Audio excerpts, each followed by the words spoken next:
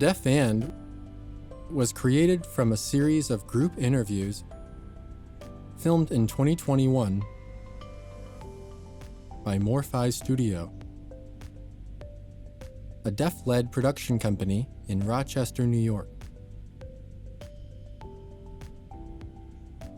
This docuseries explores the evolving reality of American deaf culture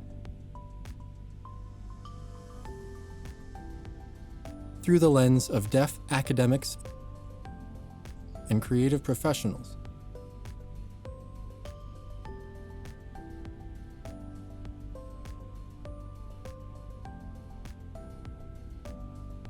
Deaf and is not intended to reflect or represent the entire deaf, deaf-blind, deaf-disabled, hard-of-hearing, and late-deafened community. In fact, no single piece of work possibly could.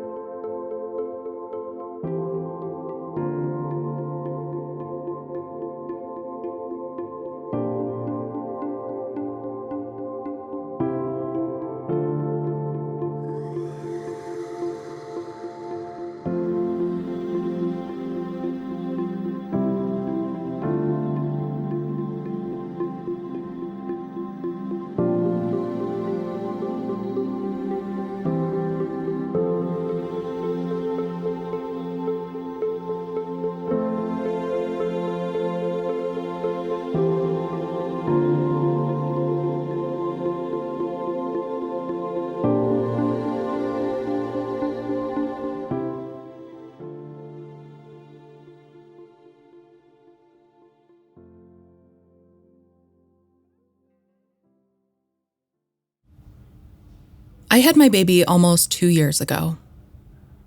At the hospital, they did 3 hearing tests, all of which said he was deaf. No question about it.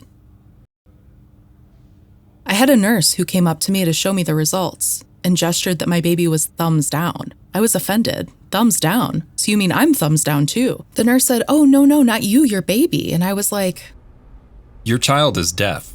Sorry." Their first word is always sorry. A doctor will tell 2 grown, deaf adults that he's sorry their baby is deaf. Your child failed.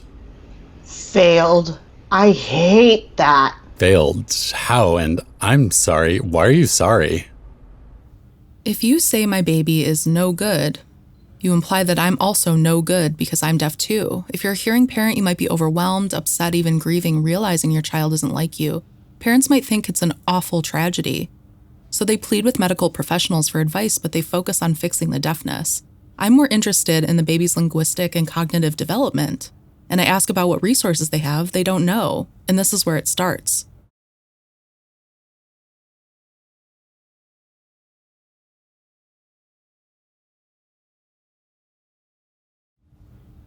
Hearing people often don't realize, well, first, they don't realize they're hearing, they just think they're a normal person, and they think that being deaf is not normal. They don't realize, no, you have a hearing identity. They don't realize until they're educated by a deaf person what a hearing identity means, and that there is a hearing culture. They don't realize because they're immersed in it, and they don't examine it, but deaf people are on the outside of that culture, so we know hearing cultural norms versus deaf norms. Deaf culture. I think most people don't really understand that. Because They think of culture in terms of land or nationalities, flags, etc. If you think about the Olympics, it's easy to associate culture with the different flags, clothes, languages. But deaf people, culture, those disabled people, I'm like, how do we explain that? Sign language was a critical part of developing deaf culture as a unique, linguistic-based culture,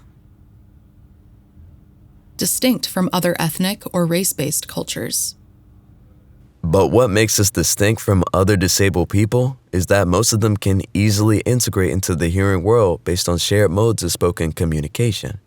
So while other disabled people are also considered different because of their disabilities, whether physical, mental, emotional, and so on, deaf people are distinct because, yes, we can't hear, but we also have a shared history stemming from deaf institutes. When deaf schools were set up, that's where they developed shared languages and sign together. Through that, we developed shared values and a shared history. That's where deaf culture really originated and grew, from those deaf schools.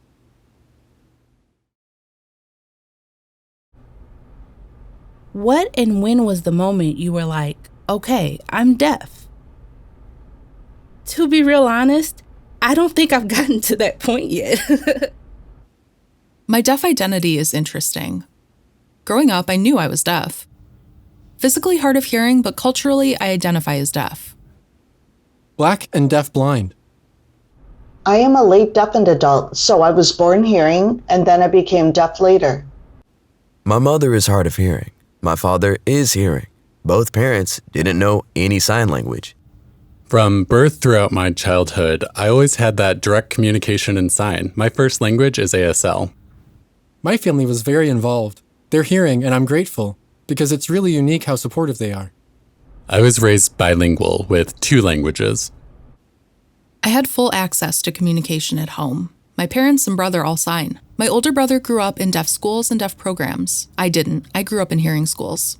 In elementary school, I was taught to speak and used hearing aids. Hearing schools, I was mainstreamed, but had good access with interpreters, etc. But was I proud to be deaf?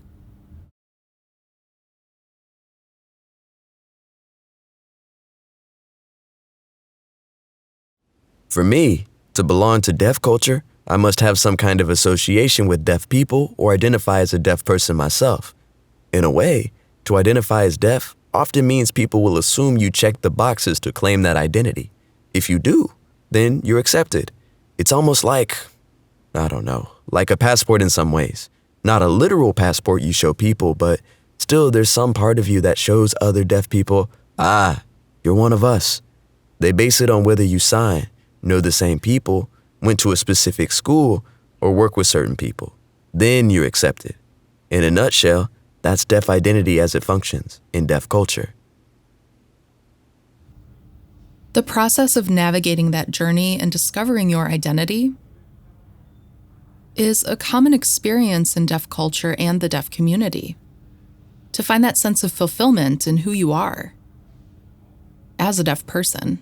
It's different for each person. It really depends on family. So, if your family already signs, maybe they themselves are deaf. It's easy to connect and start your journey from there. When I was growing up, my deaf mom would explain how to interact with hearing people, what they were like, how to work with interpreters, things like that. I learned from her growing up. It was really a huge benefit to have an understanding of how to navigate the world from deaf parents.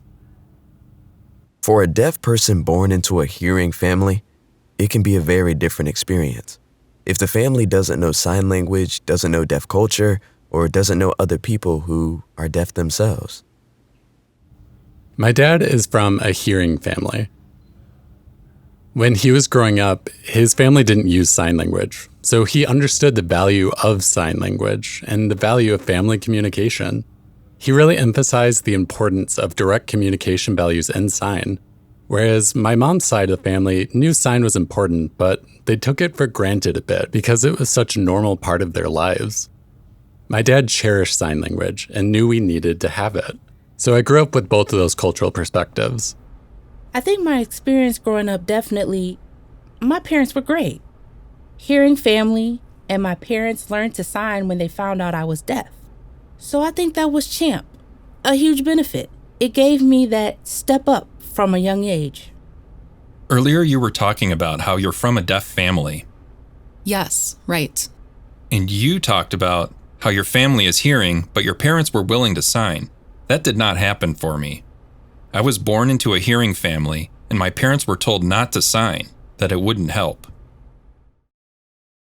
90 to 95% of deaf people are born to hearing parents. The majority of these parents do not use sign language. It often starts in a medical setting.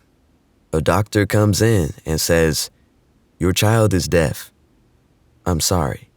They'll need speech therapy and assistive listening devices to help them learn language. So, typically for the child, the process of discovering their deaf identity is often much delayed. I have deaf children, and I feel it's important for them to understand their own identity from a young age. To understand that they are deaf, to understand how the world might perceive them as a deaf person, to prepare them for the real world. Often, many deaf people don't have that opportunity. People have a tendency to take care of things for deaf children. Oh, don't worry, until it's good luck and they're on their own. That medical viewpoint has such an impact on how parents feel about their children. They also really have to consider that second cultural viewpoint too.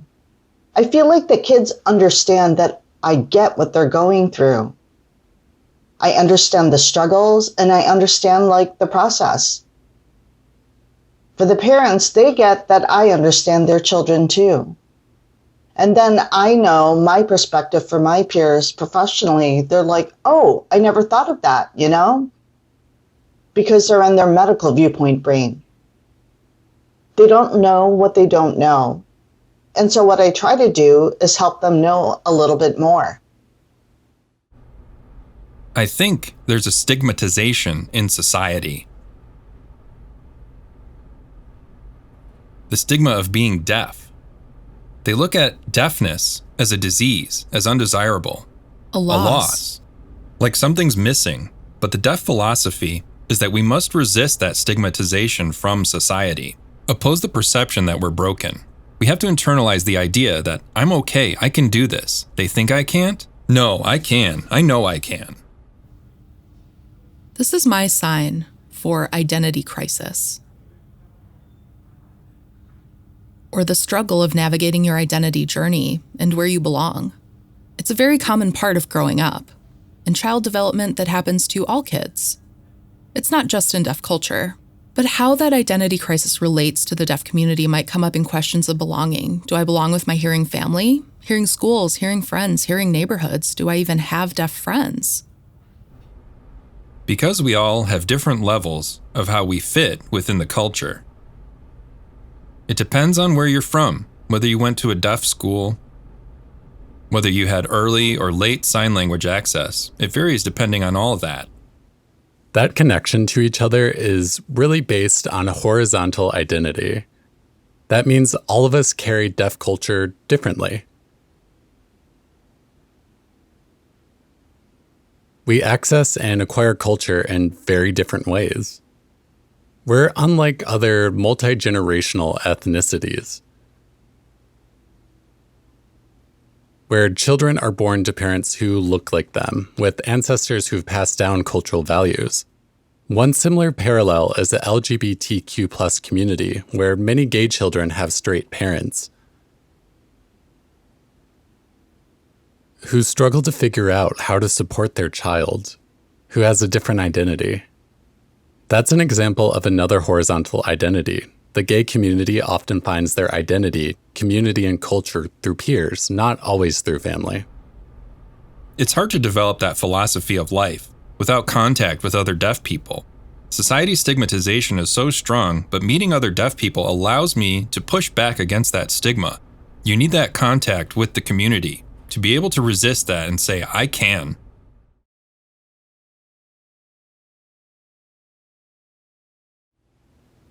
Of course.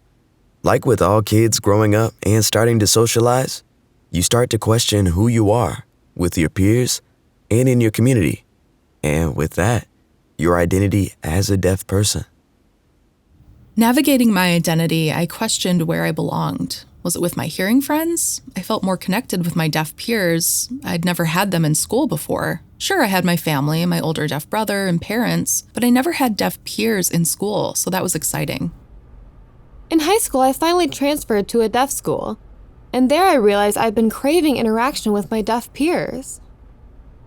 Even though I'd been around older... A wow moment for you. Right. So I loved that. It gave me a strong sense of pride in being deaf. That it was okay, and I wasn't alone. Even though my parents are deaf, I needed to see kids my age who were like me. I was born near Gallaudet, and my parents found out I was deaf. At the same time, DPN was happening. So deaf people were very visible on the news. International, national, all covering the protest at Gallaudet University. So typical reaction, my parents saw that and didn't want me in that world. And finally, I went to Camp Mark 7 because my parents had previously tried to put me in a hearing summer camp, and it was a disaster. I think I only lasted 2 days. I couldn't understand anything. Disastrous. Finally, they admitted, "Oh, you do need to socialize with deaf peers. Some kind of..." I ended up going to Camp Mark 7 for 7 years in a row.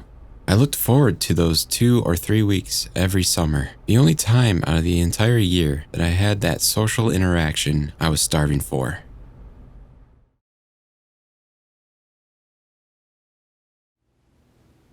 Good question. My journey has been a long, long journey. When I started losing my vision, I started using TASL, Tactile ASL. Then PTASL, Protactile, which is signed directly on the body. My journey had many stops along the way. It's the same as it was for deaf people in the past. Deaf people used to be ashamed about their deafness, but in recent years have gained more confidence and pride in their deaf identity. Don't criticize or judge anyone's journey. Deaf-blind people go through that same experience in realizing their identity. If you know a deaf-blind person, just be a support to them.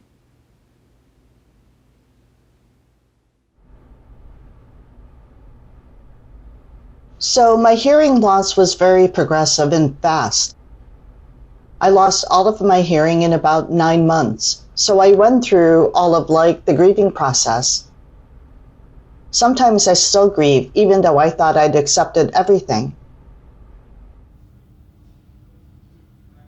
Maybe for some late deafened people or people who lose their hearing abruptly, I think that identity crisis may be more extreme. I don't know if this sign for identity crisis is right for that. Maybe once they've gotten to a good place, the person might realize in hindsight they were experiencing that deaf identity crisis, but in the moment, I'm sure it doesn't feel like a typical identity crisis. It likely feels more traumatic than that. What helped me a lot is meeting other people who were deaf and hard of hearing. Other adults helped me through the cochlear implant process, helped me, even though I'm an audiologist. I needed to hear from, chat, email, text with other people to know. Was it the right decision?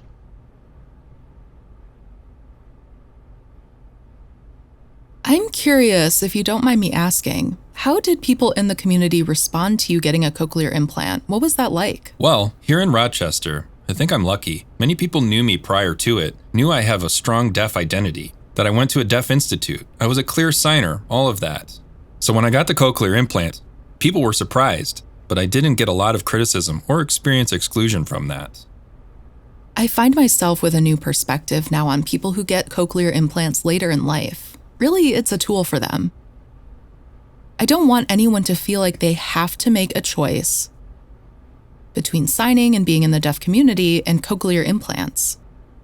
You can get a cochlear implant and still be part of the deaf community, still sign. I think we need to stop framing it as though having a cochlear implant means making a choice not to be deaf or that you don't want to be a part of the deaf community. It doesn't matter. If you have a cochlear implant, that's just a tool that you have. In some places, people would react differently. oh, you're not deaf anymore, or not deaf enough. That old phrase, not deaf enough. That has to go. I'm sorry. Not deaf enough has to go. Yeah. It would be nice, instead of measuring each person by specific standards, recognizing them for who they are.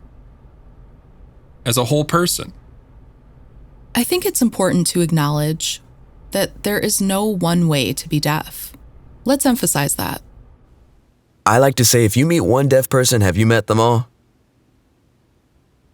No, of course not. We're not all the same.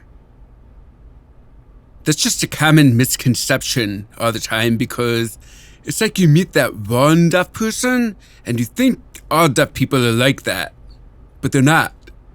It depends on where you're from, what community you're part of, what schools you go to, all different factors. But for me, as a Black deaf man, my journey is particularly different. For one thing, I was born into a family with older deaf brothers and sisters. My mother wasn't sure where to send her Black deaf kids to school, whether and where there'd be a school for us, how we communicate, etc. Luckily, she found a school with a deaf program, an oral program, so there was no sign language, and placed us there. She knew there was a deaf institute not far away that taught in ASL, but my mom wasn't sure about the idea of us not speaking, so she sent us to the oral program.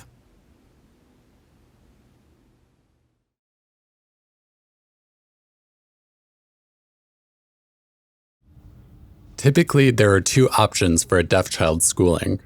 There are mainstream schools, and there are residential schools or deaf institutes. Generally, when we say institute, we're referring to deaf residential schools, where children live most of the week and may go home on weekends. The teachers sign, so the children can sign directly with them. There's no mediation, just direct communication. At mainstream schools, typically there's one deaf child in the school with all non-deaf people.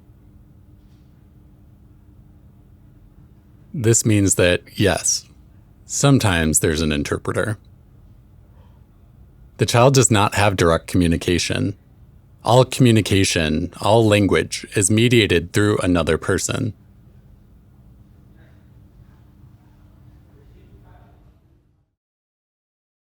Approximately 21% of deaf children in America attend specialized schools and programs for deaf students. Approximately 77% of deaf students are mainstreamed in general education.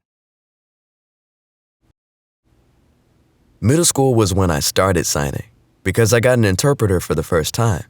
Until then, it was just me, alone, figuring out how to communicate with everyone through speech. The interpreter wasn't there for me, but another deaf student who signed. But as I watched the interpreter, I'd pick up more sign language.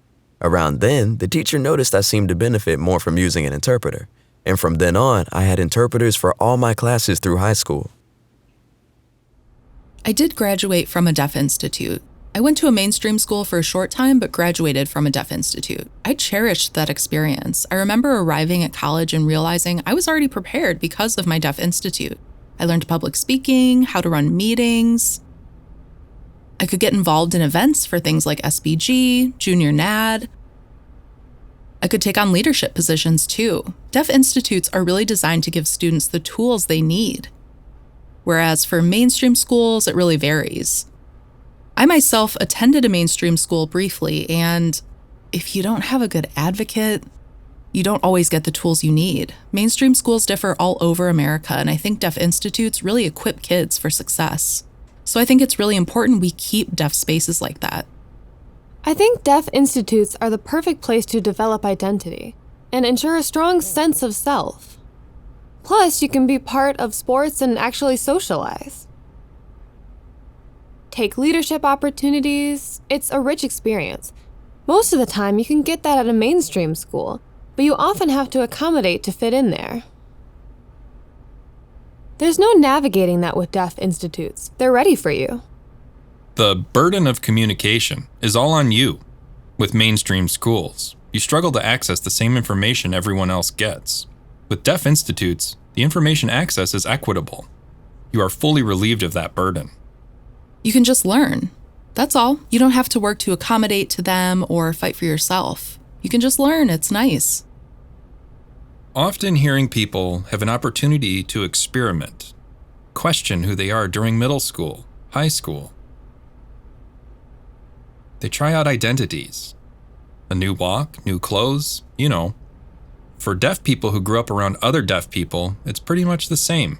But for many deaf who are mainstreamed, or the only deaf person where they are, trying different things often doesn't feel right until they arrive somewhere like here and see cool deaf people. Now they finally have the opportunity to experiment with identity, who they are. That process can be sort of on hold until they arrive here and finally get the exposure to the variety of deaf people they need in order for them to become fulfilled in who they are. Here at NTID, we have a variety of deaf people, from oral deaf to native ASL users. Typically, people think you must know sign language to come to NTID, but that's not true. We have a program for those who don't know sign to come and learn.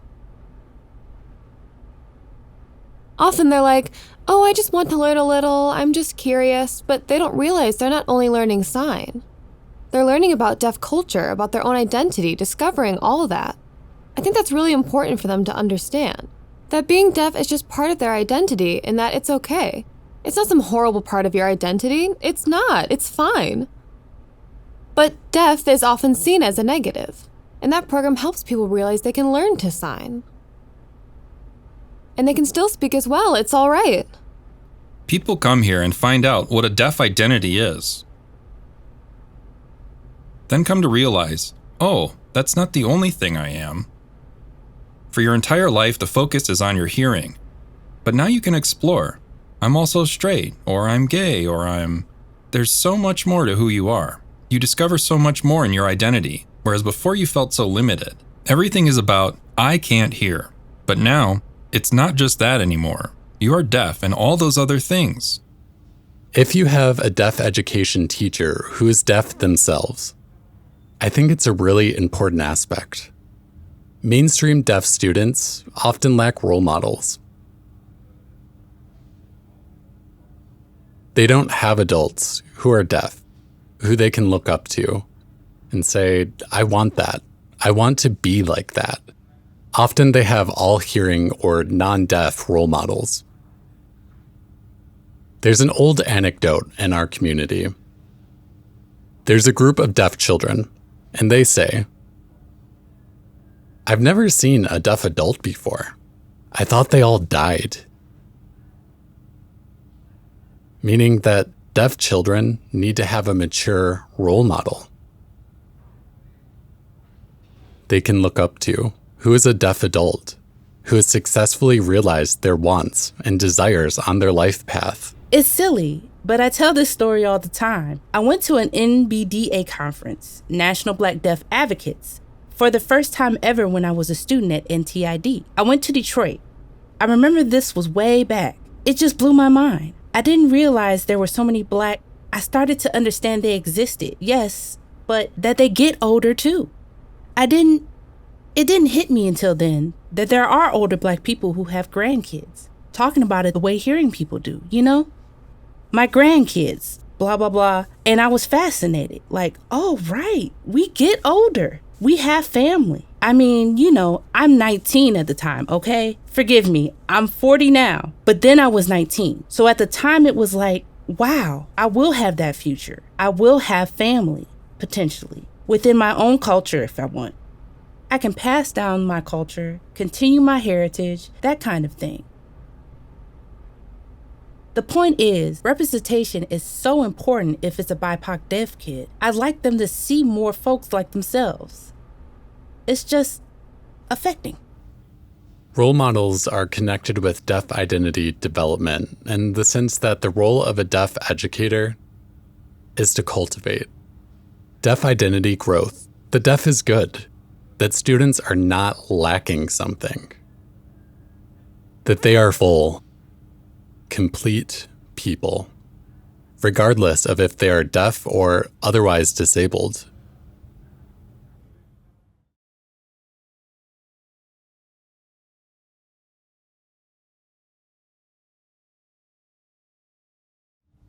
One of my brother's good friends from childhood came up to me one day and he called me this sign.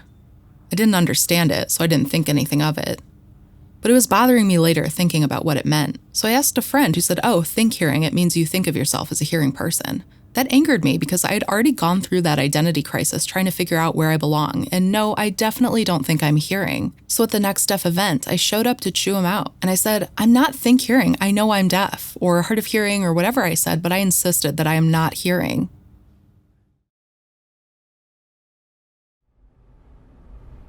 I have this conversation with people all the time. Should we get rid of the capital D deaf versus lowercase d deaf concept? Some feel deaf should be capitalized because it's an identity, it's sacred and should be cherished. Whereas deaf with a lowercase d represents the medical term used to define deafness or hearing loss. Big D deaf makes a lot of assumptions about who can be and who can't be deaf. I don't think there's a lot to be gained from that. In the 70s, they started trying to describe deaf culture. Then by the 1980s, they started trying to define who's in and who's not. Who's a member of the deaf community and who isn't? Deaf school? Yes. Mainstream? No. Deaf parents? Definitely. Sign yes. If you don't sign, then no. They tried to make a formula. I think back then, we really emphasized that deaf people have culture. Being deaf is not just about access needs. Deaf people have a vibrant community, sign languages, stories we've passed down, deaf art. We have all of those cultural elements. We needed to assert that distinction, which we did by capitalizing the D in deaf. The debate is related to identity. Can't you sign? Okay, you check these boxes. But do we have the same philosophies? What is culture? Culture is shared beliefs, values, behaviors. Suppose I know this person who's a great signer, and I see them using their voice instead. I might be thrown off. Do we, in fact, share the same beliefs, values, and behaviors? It's entirely possible for someone to be part of 2, 3 cultures at once. But when someone from one culture sees a peer exhibiting different cultural values, they might feel conflicted. But in reality, when you look at the numbers, the number of people who are lowercase d deaf vastly outnumber those of us who culturally identify as deaf. Should our goal be to make them feel welcome, like part of our community? Do we want to make our community stronger for our community to grow?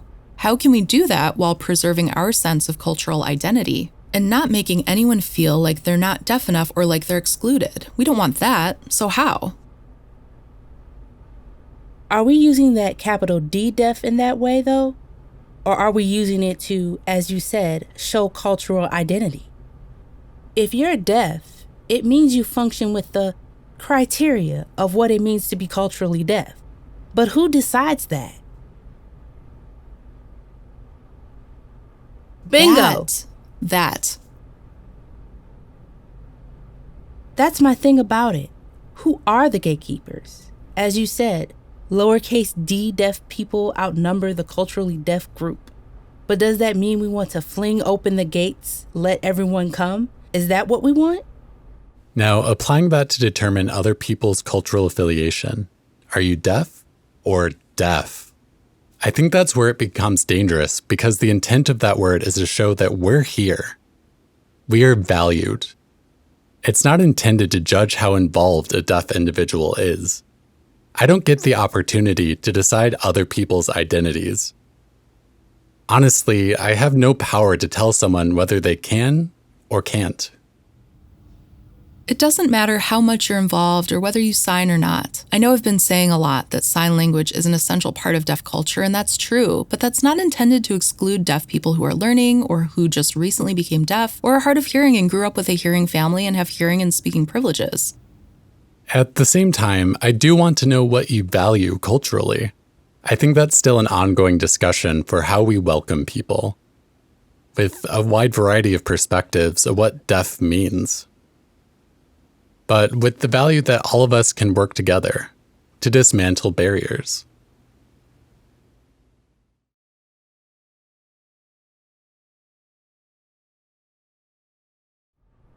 What was that moment? What happened?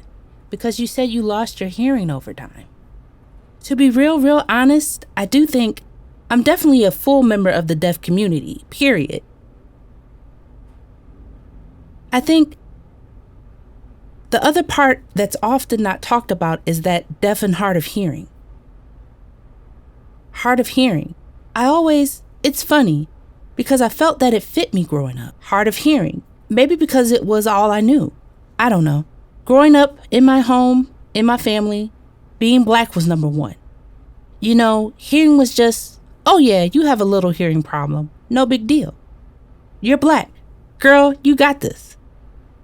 There was a lot of work done to ensure that I knew my values because the world wasn't going to give me that. And then when I got to college, I was like, oh, okay, deaf people.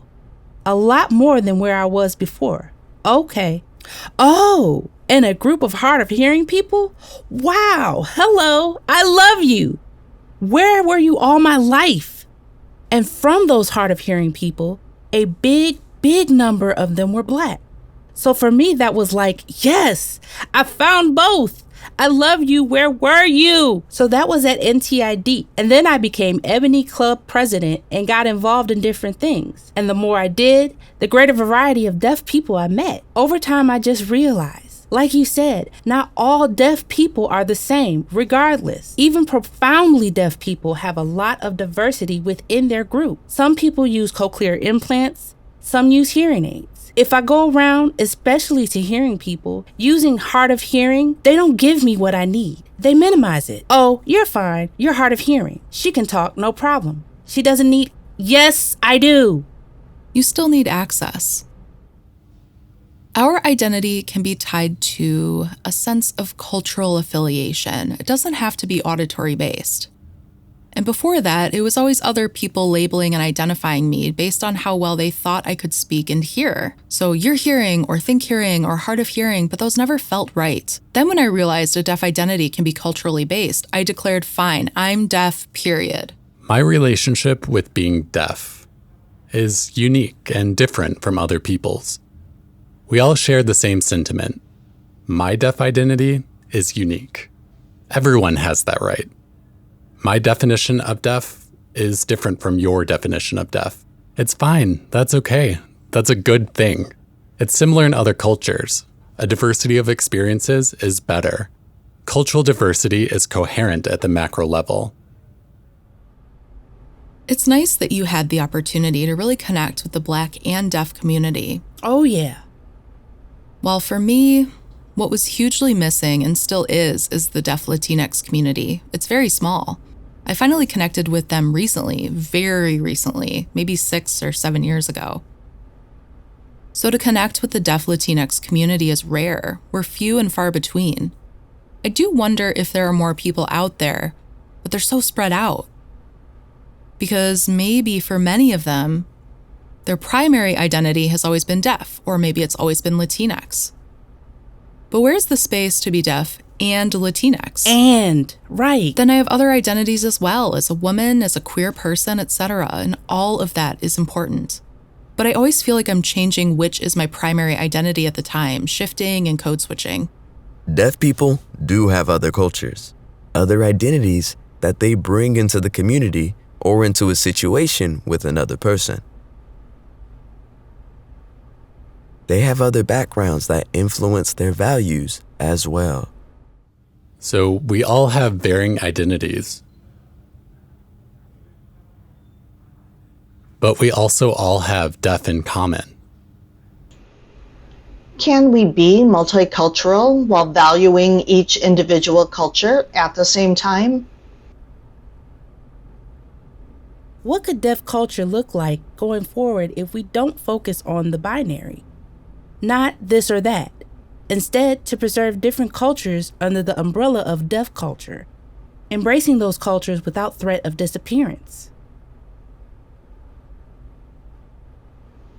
I mean, I think the fear is that deaf culture will become diluted.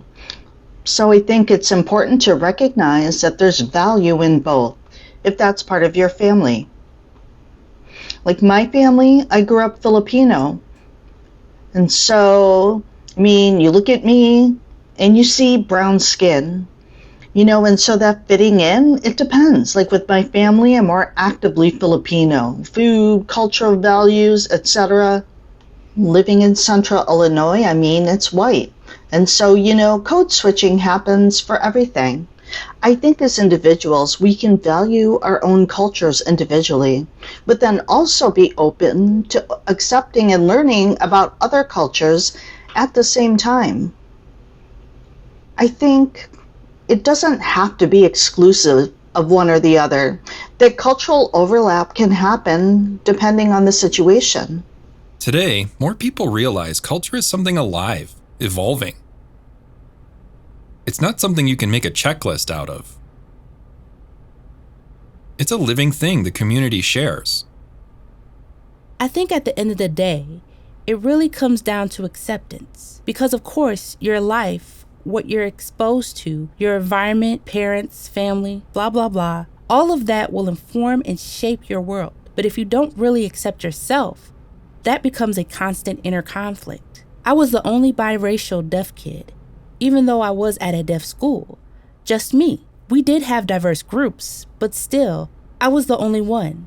So that made me feel like always back and forth going, it's okay, but I always accepted myself. And I think that's just another thing I thank my parents for too.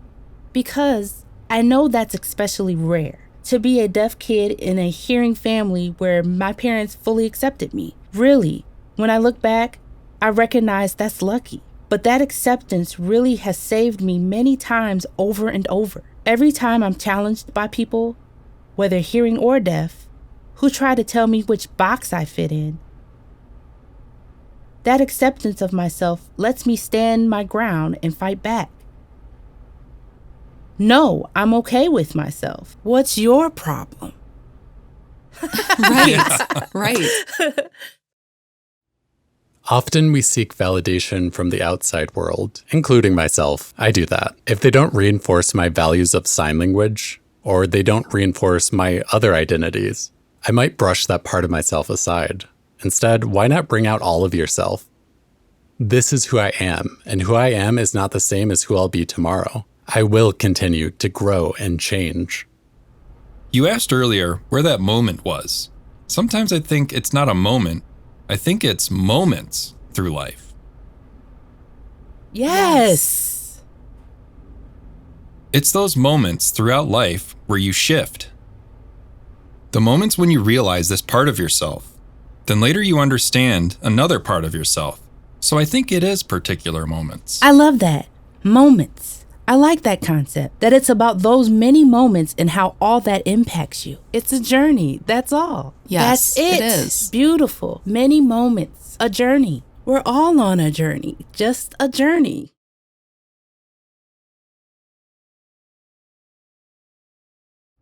I wish someday that all deaf children will know it's okay to be deaf, that it's good to be deaf. That's my dream for the future, because every generation starts anew. Whether they're born deaf or became deaf from illness, they have to learn it all over again. We have an ongoing cycle of this, because there aren't enough deaf people out there, not enough exposure. For many parents, their baby is the first deaf person they meet. They don't know what to do, and the cycle continues over and over and over. We're always behind, playing catch-up each generation. Oh man, I remember when I had hearing aids before my implants. And I remember telling a student, I had to remind him that I had hearing aids. He's like, what? You have hearing aids? I'm like, yeah. And then I told him the story about how I became deaf, hard of hearing. And he started crying because he's like, you get it. And I'm like, yes, I get it. So then after, it was time for him to get new ear molds. So he copied my ear molds. He wanted the same exact color. He's like, we're twins. And it was, aw. Try to remember that you should support each individual's journey. Be open. Open your ears. Open your eyes. Open your hands.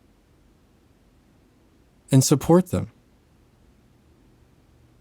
Like I said, it's a journey.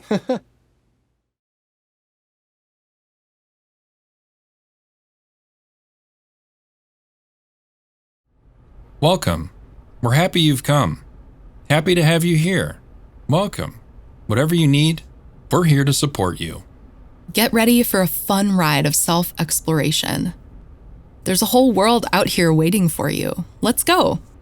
I think I would just tell them, you belong. That's it. You belong. You will have your own journey. It'll be, like Melissa said, a fun ride of self-exploration. But you belong. You are at home. Period. Welcome home.